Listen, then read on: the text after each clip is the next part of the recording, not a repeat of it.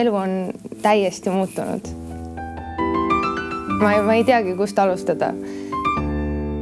Ma sain kohe aru, et see vist ongi armastus.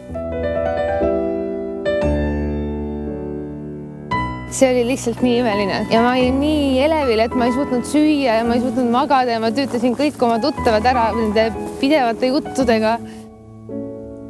Aga ma olin valmis selleks ja ma astusin sellesse maailma väga suure ootusega. See muutis kõik.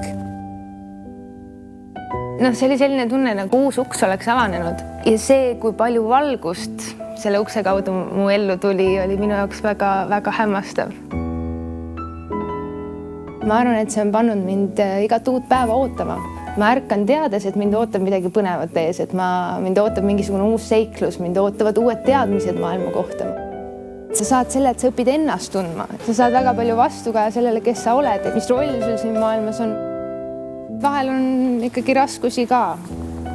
Samas väljakutsed on tegelikult põnevad ja kui sa teed tööd ja sa näed vaeva mingi asja nimel, siis see muutub kuidagi eriliseks. Eesti kõrgharidus on eriline.